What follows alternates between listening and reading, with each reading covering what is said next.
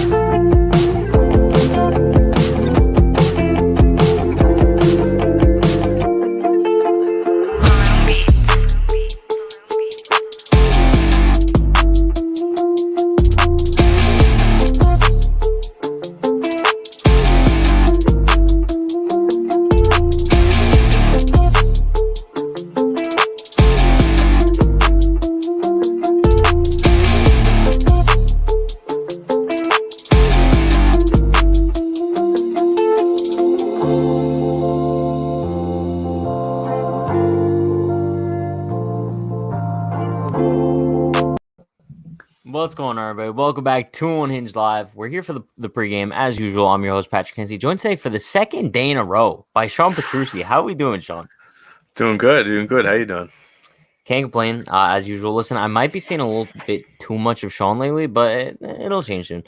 Yeah. Hey, we won yesterday. We got to keep it going. It's true. Let's take attendance / roll call. Shout out to everybody currently in the chat. We got Amy, Lori, Dirtbike Nation, Jonathan, Joseph, Austin. We got PTR, Yo Elvis, Jesse Sanchez, Jesse Dominguez, back-to-back as usual. THG, we got KG Baseball, Damian, Daniel, Yankees Highlights, Julio, Jake, Swainer. Who else we got?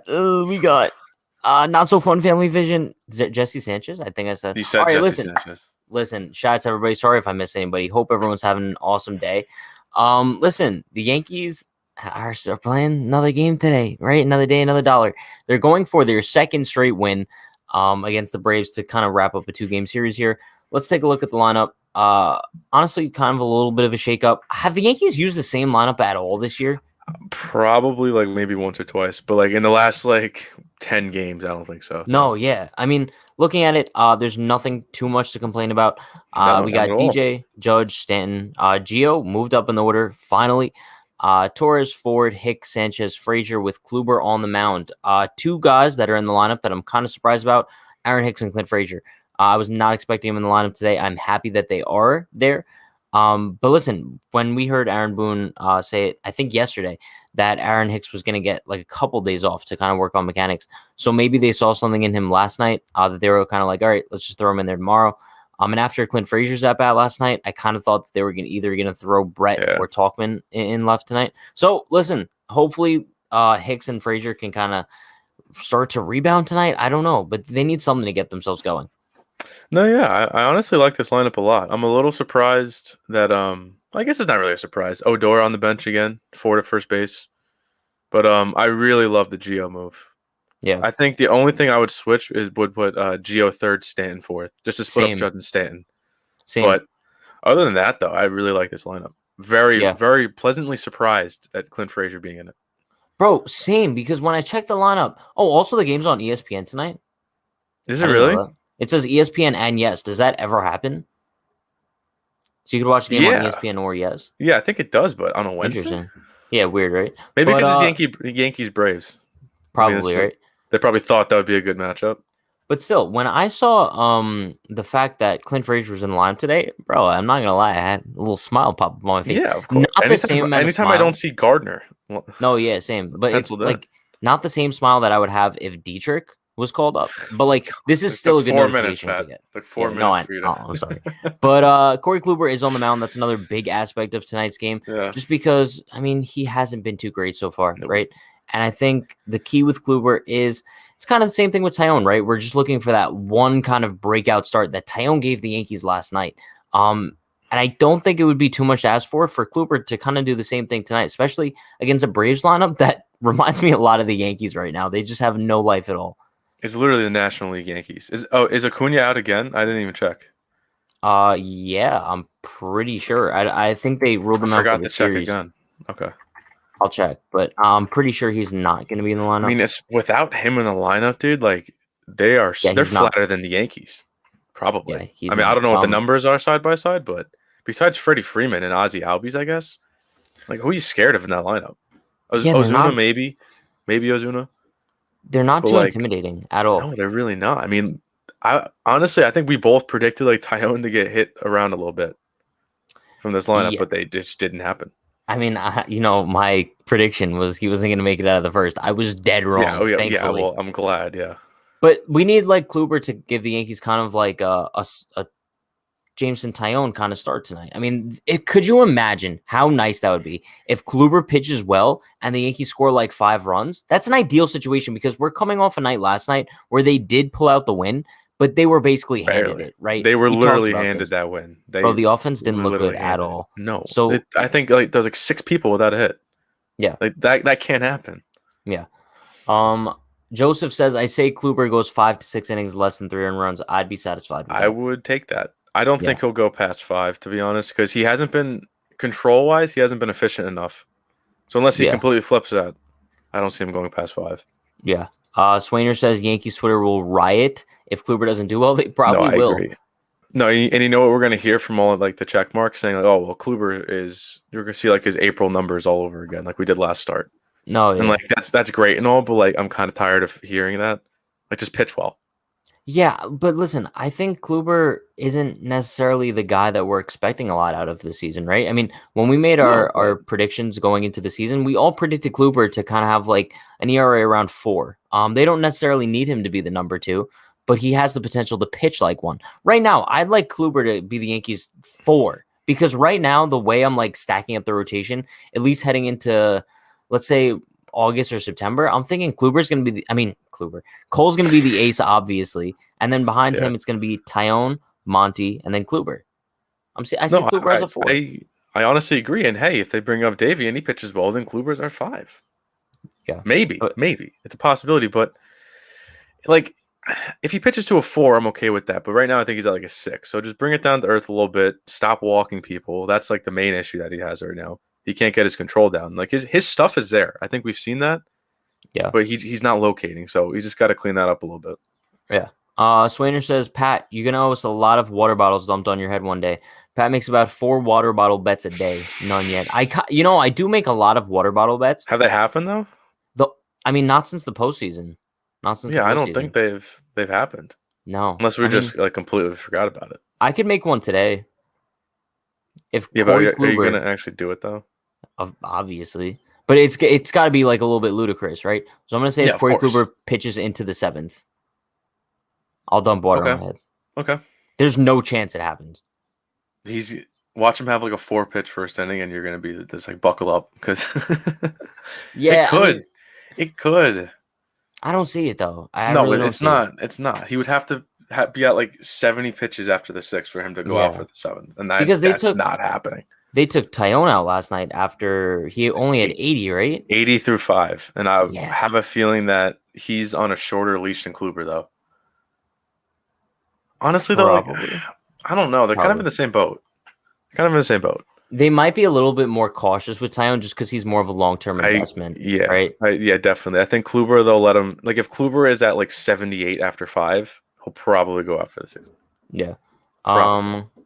Austin says we need to remember to meditate before the stream ends. Yes, tonight we are going to be meditating for the pregame. Yeah. Yes. Jesse says Yankees going for the sweep this evening. You know, two-game sweep action. We said this heading into this series. Like, if the Yankees would be able to sweep this 2-game set, that's a huge momentum shift going into this road trip. It's like a nice little bridge to get to the road trip. We win 2 games in a row. Because imagine they drop these 2 games and they're 5-12 going into a road trip. Like, that would just be nightmarish. But not even that. The fact, even if like they split these 2 games, it's still not an ideal scenario at all. Like 6-11. I mean, it's better than 5-12, but no, you definitely need to win this game. You got to get back to 500. You have to, and especially like. I think I've said this like a million times, but like you're going into Cleveland, Detroit, and Baltimore in 11 games. I mean, if you get your momentum, going to Detroit, Detroit's back at home. I meant like you're going into like these Oh games. yeah. Yeah. So like, if you get the offense right, like tonight, and the pitching continues, let's say the offense puts up like 8 or 9, the pitching gives up like 1 or 2. Perfect momentum to go into these games against teams that are not nearly as good as you. 8 or 9's asking for a lot. Okay, I'm just saying. Okay, fine, maybe like 6. Bro, I think I'll 6 take would be enough. 5 at this point. No, but what we need is like 5 runs on like 10 hits. Yes. And like those runs come in like 3 or 4 separate innings where it's like bro, string together a couple base hits. Like I don't want to see like, of course I want it, but like a 3-run shot, then like an RBI single like 5 innings later, and that's it. No, like, no, that's but not that's really exactly what we want to see. That's not what we want to see. But that's been the story of the Yankees offense just about all. Yeah, they have like season. 1 good inning a game basically. Yeah, and so that's it. I'm looking back to the Tampa series, for example, and they put up that 1 big inning against what's his face, Rich Hill. I think they scored like 4 runs, and then maybe like 1 after that. And I'd just like this to see this team really capitalize. I think I could be wrong. I think the last time they really capitalized was at home against Baltimore when they had that really big game, and I think that's when Stanton hit the grand slam as well. But since then, we've just seen like the offense not really be able to capitalize. But they are facing Ian Anderson today, who I think gave the Yankees a decent amount of trouble last season, right? He did. He made his debut against the Yankees, and I think it was against Garrett Cole, and he won. Yeah. Listen, I don't know. But that was at home. I mean, you never know. Ian Anderson's a good pitcher, but I just don't think he's gonna don't be like afraid of him, I guess. But he definitely is a quality pitcher. Yeah. So Jonathan says Frazier's gonna have a huge game tonight with a 3-run bomb, bro. Listen, I just want to see a base hit, just a single, just like rope a single into and I'll be satisfied with his night. Just get, bro. You know what? Or an RBI. I'll take a sack fly. And Frazier. He's at like 70 straight at bats of no RBIs.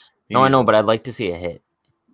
No, I for sure, but yeah, I'm not going to be picky with him. No, but I think the pinch hitting situation last night obviously wasn't ideal for Clint, just because I think whenever you throw a guy who just hasn't played in a couple days into a pinch hitting situation, you don't really expect much. But I think it did a lot for his mental game. Kind of, I obviously I don't know what goes on in his head, but like I would assume that it kind of boosts his self morale in thinking like they actually still have faith in me, right? That they're going to pinch hit me for Brett in this clutch situation. So maybe it has some sort of impact on today's game. Swainer says, I have faith in Kluber. I just do. He has been there, done that. He has been through almost everything around this league and he knows what he's doing. I have faith in a 2-time Cy Young winner. Now, the way I want to look at this is, yes, Corey Kluber is a gamer. He's a veteran. He's been to hell and back, basically. But what we need to remember is just because he has that mentality doesn't necessarily mean that he still has like the stuff and control to generate that. Do you know what I mean? Yeah, and like sure he's never going to be Cy Young Kluber again. I was going to say like sure he's won it twice, but we're not going to get that Corey Kluber. Yeah, but the Yankees knew that going into this. They knew they weren't going to get Cy Young Kluber. Listen, if they signed like Corey Kluber expecting him to be like, like 1A to Garrett Cole, then they're fools. Yeah, they definitely didn't go into signing him thinking that way. Yeah. Then again, Verlander and Scherzer are very similar to Kluber, and they are still elite. Can't use age as an excuse. Obviously, you can't use age as an excuse, but I think they're just completely different pitchers. I mean, I view Justin Verlander as a complete outlier. Like, it's very rare where a pitcher goes later on in his career and improves. You know what I mean? Yeah, like we're not gonna even like Max isn't as good as he used to be. He's still good, of course, but he's not like as dominant. I could be wrong, but I don't think he is. No, I'm not going to say Max Scherzer of now is the same Max Scherzer from like 2015. No, definitely not. He was unbelievable. Yeah. Let's see. Montgomery tomorrow. I'm excited to see Monty tomorrow. Like Detroit, right? Yeah, no. Cleveland. Yeah, Cleveland. Detroit's not for another week. That's when the Yankees come back home. But listen, Jordan Montgomery is kind of that guy where it's almost like a Garrett Cole factor for me in the sense of like I really want to watch him pitch every time he's scheduled to pitch. I'm actually looking forward to it just because we know we're going to get a solid outing most of the time. Yeah, and I think like what even like backs that is he didn't look good at all really in Tampa, like in the beginning of his outing, but he still kept him in the game, and I'm pretty sure they won that game. That was the extras, I think. So like, I think now we know even when Monty isn't on his A game, he's still going to keep us in the game, and that's what you need out of your number 2 or 3. He nearly no-hit the Yankees. I remember that. Yeah, I saw that comment. I do remember that. Yeah. Was that the game where Judge got hurt again or no? Yeah, it was one of those Braves games. I think we played a doubleheader. We lost both games. Maybe. I think that's what it was. Swainer says Ian Anderson played on the same team as I do now, and he goes to the same school I do. That's actually dope. That's really cool. Ian Anderson, okay, I don't know what it is with the Braves and like having these players that kind of like all look like each other. Dansby Swanson, Ian Anderson. I don't think they have him anymore, but Charlie Culberson. Like, bro, the same exact model. Yeah, he did. Yeah. Like literally the same exact model. It's crazy. Yeah. Let's see. Homers from Frazier and Judge. Bro, my two favorite guys in the lineup. I would be ecstatic. I think Judge is gonna keep he's gonna start a nice little hot streak. Judge has kind of been like low key solid this year. I think he's hitting like 260, and like that's kind of exactly what we expect from him. Yeah, maybe a little higher, but I think a lot of people are kind of pushing the narrative he's not doing well, only because he hasn't really come up in the clutch moments, right? I mean, we haven't seen that big hit from Judge so far this season, but overall, he's had a pretty solid year. I will say his hit yesterday to load the bases, Aaron Hicks should score on that. Oh yeah, bro, the fact that he didn't 100%. Because I'm pretty sure, I think it was Dan. It was probably Dan if it was a Judge tweet. But definitely. I think it was something where it was like Aaron Judge is like the best hitter with runners in scoring position for the Yankees this season. He's hitting like 300. Yes, I did see that. Yeah, so like he's quietly like he's stringing together these 1-2 hit games where he walks once or twice, and he's just having like a solid season. He hasn't been in a slump. He hasn't been really red hot. He's been like somewhere in the middle, and like that's fine to start the season. Because he's just going to get better. No, yeah, but it still boggles my mind that Aaron Hicks didn't score on that play. I mean, when I saw the ball hit, I was like, "Oh, he's scoring." Because easily, it wasn't right? even hit that hard. It was a line drive, but it was the way it kind of bounced like in between the infielder and the outfield. It's kind of like a perfect like situation. And Michael K just talked about before that how bad their arms were. No, I know. So if you're Aaron Hicks, man, like I guess what you got to do is maybe because it wasn't a laser. He probably froze just to make sure it got through. Yeah. And I guess Nevin was probably thinking there's no outs. Why am I going to send him? Yeah. So I guess it wasn't like the worst hold, but he could have scored. Austin says we got a Bieber versus Cole matchup in Yanks Indians series, game 3, I think. That would be fire. ALDS game 1 rematch. Well, wild card series game 1. Rematch. Wild card series, what I meant. Bro, that was so stupid. That wild card series, so stupid. That Indians team shouldn't have even seen the postseason. No, and Josh Naylor of all people turned into Babe Ruth in the playoffs. And that game with Tanaka in the rain, bro. That was a Gio Grand Slam game, right? Yes. That was unbelievable. I think the Yankees went down like 4-0. Yeah, and then Stanton hit the solo shot, and then Gio hit the grand slam. Stanton hit a big solo shot. Yeah. Those games sucked. I hated those games. I know.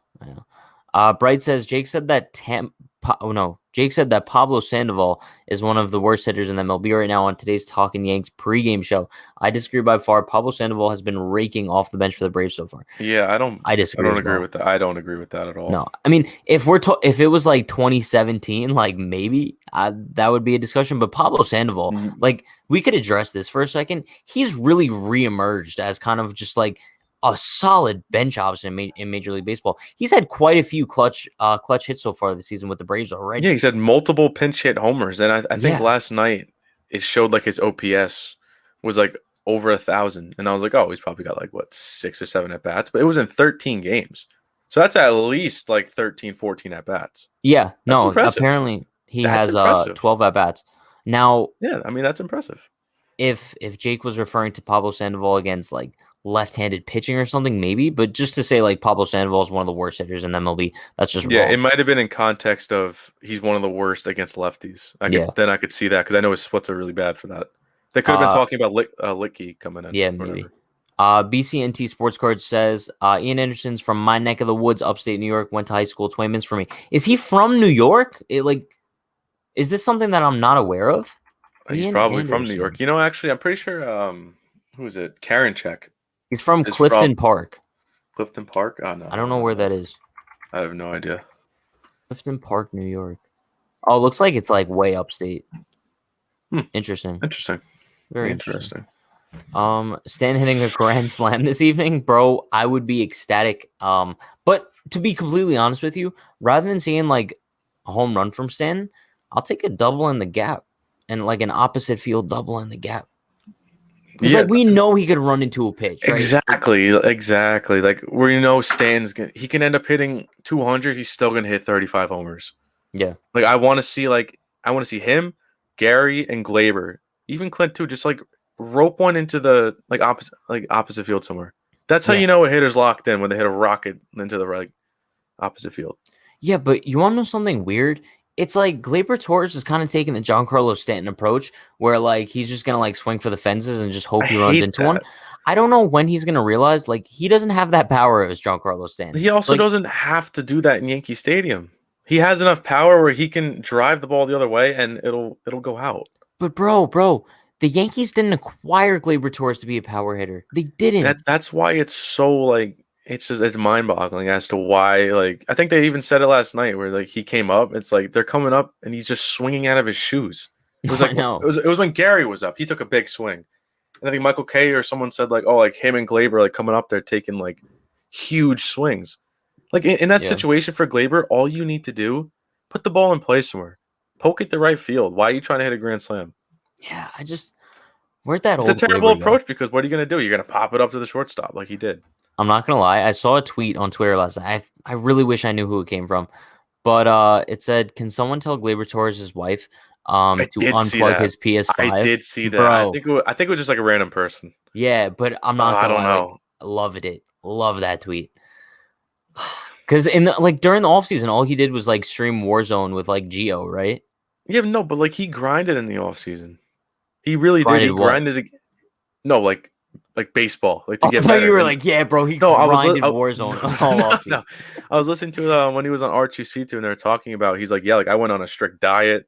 I was working all the time. He's like, he even brought up PlayStation or whatever, playing Warzone. He's like, people would be like, oh, get off video games to get better. It's like, what do you want me to do? Train 24/7? He's like, obviously he's gonna have downtime. No, yeah. So he was explaining that. So it's I could totally see why people are like, oh, get off the video games, but that's not why he's struggling. No, yeah, I definitely agree. It's just kind of funny. The tweet is funny for sure. But it comes from any athlete, really. In the off season, for a fact, if you're gonna take some time to stream every now and then, people are gonna come after you if you perform badly. Oh, 100%. Just because, you know what I mean? Oh, 100%. Yeah. And you know how many athletes play video games? Probably all of them. A ton. Let's see. Any chance that Higgy actually gets starts outside of Cole starts? Probably not. Probably not. No. Probably not. Honestly, I think it's set up perfectly for from the Yankees' perspective. They're Gary's not going to catch every single game, so let's just throw Higgy in there for Cole. It doesn't make sense. It really doesn't. And if Gary's hot, DH him. Especially if Stanton's slumping, give him a day off.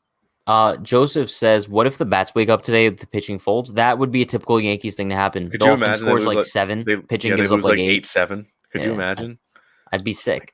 But I'd also be kind of happy because I'm more worried about the offense and the pitching right now. So same, bro. Because at that point, even though we would take an L, we'd be trending upwards. Oh yeah, for sure. Okay, wait. Let me ask you a question. I think I know the obvious answer, but it could be an interesting debate. Would you rather lose tonight 8-7 in extras, or would you rather lose 1-0? I mean, win 1-0. Win 1-0. Yeah. I never pick a loss. I don't care. I don't care how the win comes. When you're 4 games below 500, just win the game. I agree. Yeah, that's what I was saying last night. Where it's that was an ugly win. They didn't deserve to win, but it snapped the 5-game losing streak, so I'm happy about it. I could understand the argument for the other side, though. I could understand. No, I totally could because you could be like, oh, it's a 162 game season. This is game 17, I think. So I'd rather see the offense come to life and sacrifice a loss. I could totally see the other side of things. Now that I'm thinking about it. We're only 17 games into the season. That's what I'm saying. That's what I'm saying. So it's we're 5-10 or 6-10 now. Who cares? Who cares? It's April. Literally, who cares? Yeah. The Yankees do this every season. Not to this True. to this extent, but they do this every season. True. Dirtbike Nation says, I am late, boys, but what is up? What is going on, Dirtbike Nation? How we doing, my man? Austin says, big fan, Pat. Love your streams. Keep it up. And no, I'm not a simp. LOL. Austin, glad you're not a simp. Leanna says, I just want Sanchez, Gleyber, Stanton, Clint. Just get good at bats and get a damn hit. Is that too much to ask for? Because I don't think it is. Gary out of that. I wouldn't clump Gary with those 3 right now. Down, though. Yeah, but I wouldn't clump him with those 3. I'd put Gary a tier above those 3. A slight tier, though. Yeah, but this is what Gary does, though. Watch him like go on like a 4-game tear soon. No, I get it, but like we know how. I think ever since we came out with the But I video think that we're Gary just more marked it. scared about Gary now because we've seen him at like his rock bottom. Sean, I had a very nice thought going. You just Sorry. completely interrupted me. You didn't even start talking yet. I did, bro. All right. No, you didn't. So, like we know, like ever since we came out with the video that Gary kind of deserves more credit for his solid start. I think like he's definitely cooled down a bunch to a level that kind of sucks. He's won for his last 13, which definitely lowered his average a ton. I think now he's batting 214 on the season, which I mean it's not ideal, but it's kind of like what we expected. I mean, I'm pretty sure last week he was batting like 265. Yeah, but how many strikeouts in that like 1 for 13 though? That's what I'll be more worried about. Like if he's hitting the ball, then like he's hitting the ball. 3. It's fine. 3. Okay, that's not bad. He only has 9 probably Ks only this has season. like like this. Yeah. Gary Yeah, I'm not too definitely concerned. his approach is definitely better this season for sure. Yeah. Let's see. Gleyber is a perfect example of why Marcus Thames needs to go. His approach is obviously way out of whack. Can't Thames get through to him? Bro, I don't get it. I think what Thames did is break Gleyber. Maybe that's just me being crazy. I think that Thames kind of sets a focus on launch angle, home run, right? Fair. And with that, I think we've seen a lot of guys in the Yankees organization come to the majors. I think they're home run hitters and kind of just like, if you don't have the power to go along with it, it doesn't work. And we saw it in 2019 from Gleyber just because like the balls were so juiced, right? I mean, they were just flying out of every park. But I think it's kind of the Brett Gardner effect as well. I don't want to group Gleyber Torres and Brett Gardner in the same class, but if you look at their 2019 seasons, completely outliers power-wise. And it seems like ever since then, they're both trying to replicate that power. That's just not going to come back. And I don't know why they can't just readjust to be like contact hitters again, you know? Yeah, like Gleyber should be like a 290 hitter with like 20 home runs. Easily. That's what he should be, but instead he's turned into like a 240 hitter with 30 home runs. And he's not even hitting home runs right now. So I feel like even if it's not Marcus Thames, it's got to be somewhere in the Yankees organization that they're coming up with this, whatever this approach is, however they really makes no sense. It's annoying because it's almost like that's why they got Stanton. It's like, oh, like this is our approach. We're gonna hit home runs. Let's go get Stanton to pair him up with Judge. Yeah. I don't think they realize the lineup needs to have like a good amount of diversity, right? And that's why like, DJ is so important. Exactly, bro. Imagine they didn't have DJ. This lineup would be 9 Jorge Solers. I think the best like contact hitter besides DJ is Gio. Yeah, for sure. Gio just puts a bat on the ball, even if he doesn't hit a rocket. He just. But Gleyber has that potential, bro. When they acquired Gleyber, they were expecting him to be the DJ, right? Yeah, bat over 300. Sure. Yeah, because I mean, because at the time he's a second baseman. It's like how many power hitting second basemen do you see? No, right? None. Chase Utley? I don't know. I think they saw something was like the second baseman was like the most like home runs per at bats was Rougned Odor, and I think first was Dan Uggla. What about Cano? Apparently he wasn't on that. I don't know like what like the dates were, but like, he wasn't. It was like but you know, I'm talking about like the home runs like every at bat. It's like it was like 20 something. I mean, if we're bringing up Dan Uggla, like it's got to be pretty far back. So I'm surprised Cano wouldn't be involved there, like ahead of Odor. You know, what I mean? Cano was just a pure hitter though. He didn't even. He wasn't a home run hitter. Yeah, but I wouldn't call him a home run hitter though. No, bro, Cano was solid with the Yankees. I loved Robinson. That sucked when he went out west. Yeah, his career kind of just died. I know. Mike Prince says, "What up, Pat? Unhinged should be on MLB Network." You know, I'm not gonna lie. I think we're kind of better than a lot of shows out there on MLB Network and Yes Network. Sorry, but also like I do want to address one thing: the fact that MLB Network didn't pay Chris Rose to stay on Intentional Talk, right, bro?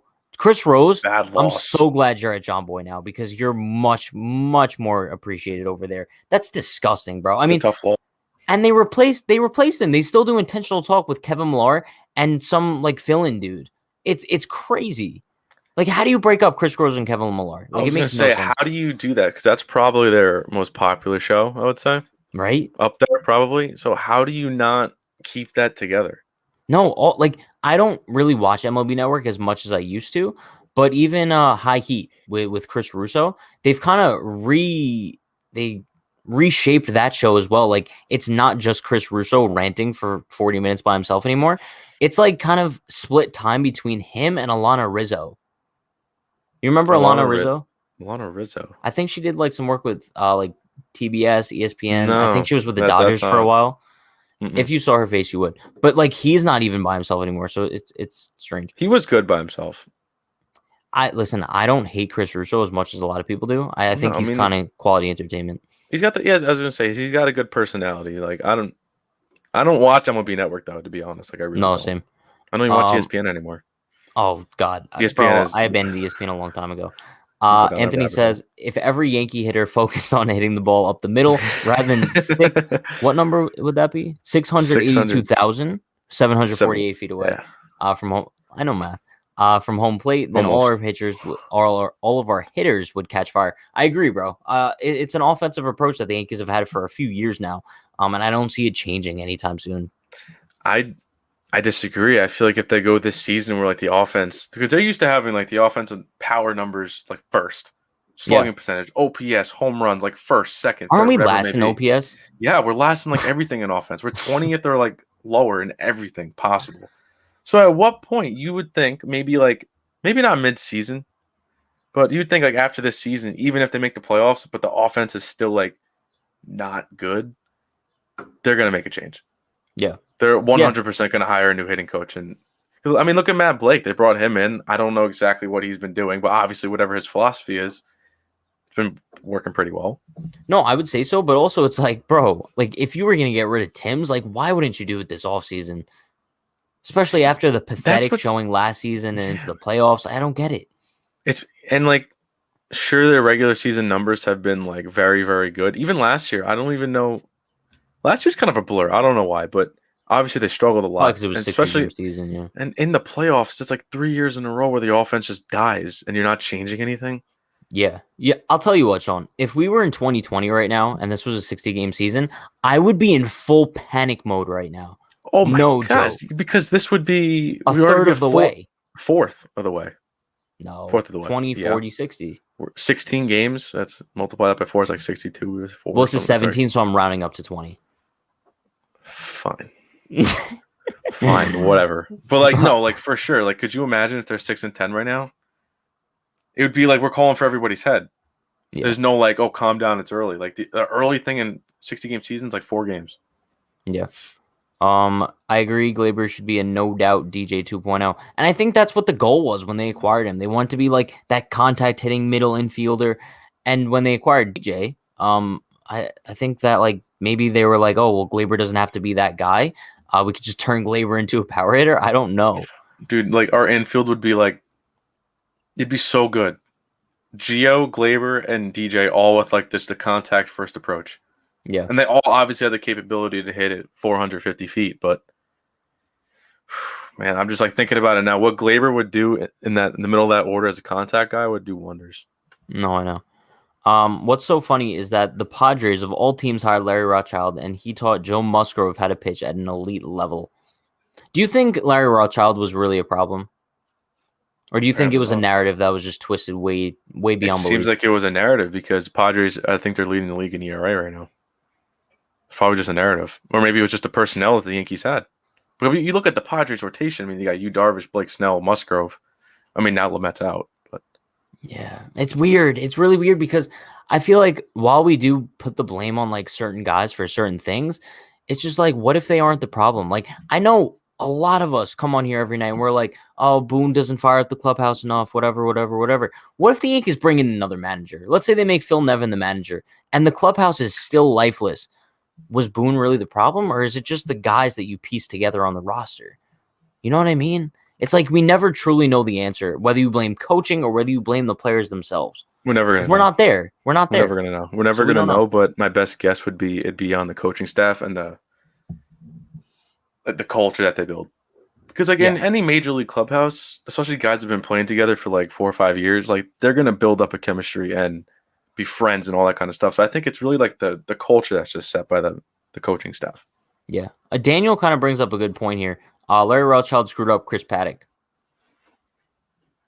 Yeah.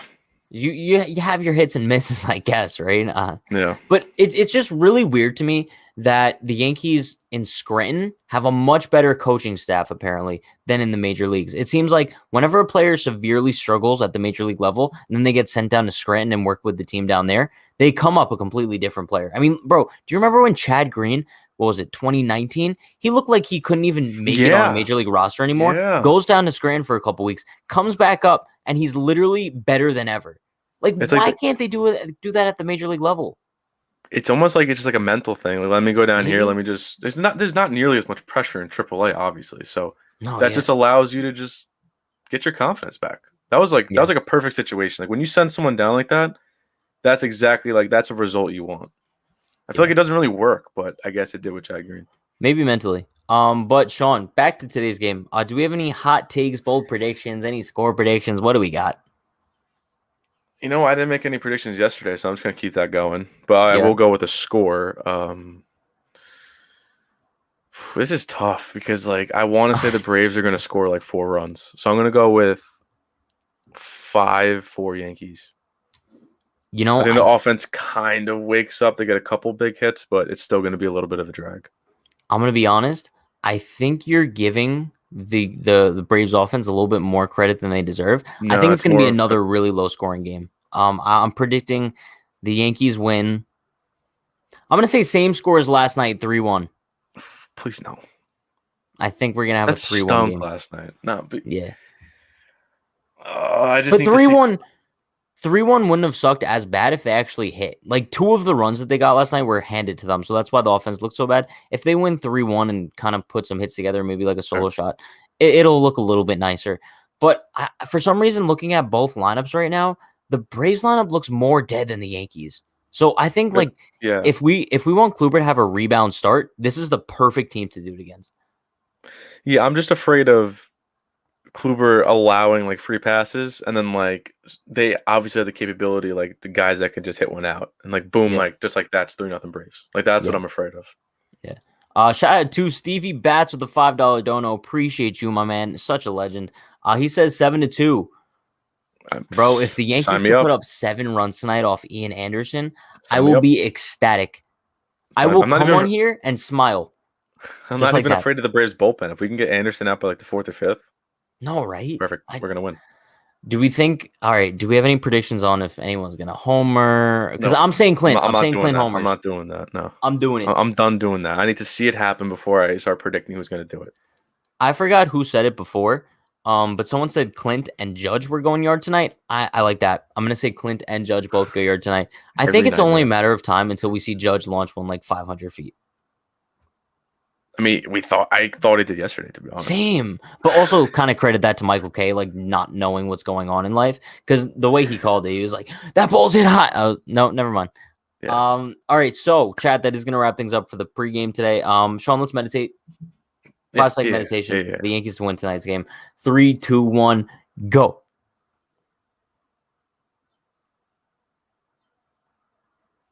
I just imagine Clint hitting an absolute rocket to the bleachers. I don't know. We'll see. But chat, listen, everyone, you guys know the deal. We will be going live directly after the Yankees game tonight for the post game. Hopefully it's another happy one. Hopefully we don't have to be ranting about anything. Hopefully Kluber pitches well. Hopefully the Yankees win. We'll see you guys after. Stay happy, stay healthy, stay safe. Like, comment, subscribe, turn on post notifications so you do know when we go live after the game. Peace. See ya.